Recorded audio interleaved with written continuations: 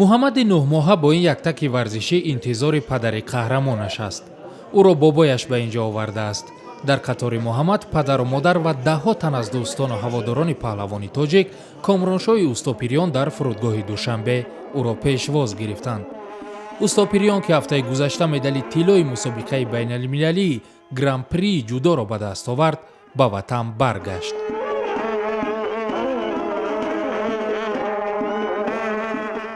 бори аввал аст ки муҳаммади ман барои пешвози ман омад ва аз соли 2017 боз ҳарчанде ки муҳаммад ба дунё омад бозам дар мусобиқаҳо ҳаракат мекунем ки бо медали тилло ба ватан баргардем ва бояд намуна бошем, падари хуб бошем барои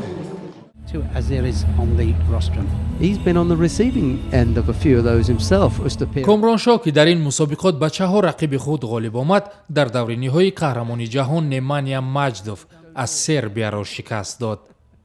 қувозмоя аст, ин гӯштини ҷудо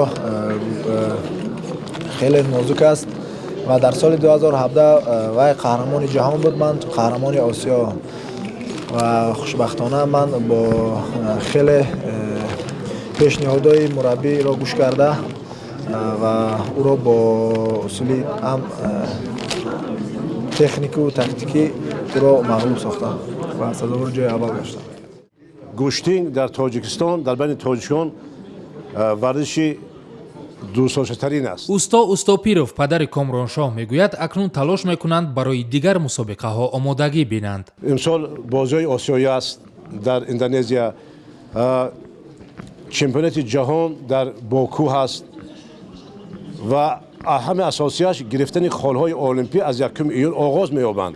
من باوری دارم که نتیجه خوب دست می‌برند در این مسابقه. дар миёни пешвозгирандагон аз ҳама бештар биби Марьям Устопирова модари комроншоҳ эҳсосӣ буд. ӯ мегӯяд модари қаҳрамон будан мушкил аст. вақте ки писари шумо ба шаҳрҳои дур меравад, оё ӯ чӣ хел меравад, чӣ хел гӯштинг мегирад, инро ман эҳсосоти худро баён карда наметавонам. вақте ки аз телевизор тамошо мекунам, ман тамоман аввал дору мехӯрам, بعد در پیشم چای‌نکی چای میمونم، چونکه یک بار نه 2 بار مجروح گرفت، او قبرغه شکست در خودی که شهری آلمان و من این را با چشمان خود دیدم.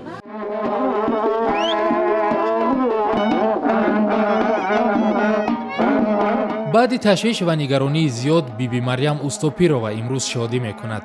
дар назди писари қаҳрамонаш мерақсад, бо ӯ меболаду аз ӯ ифтихор мекунад.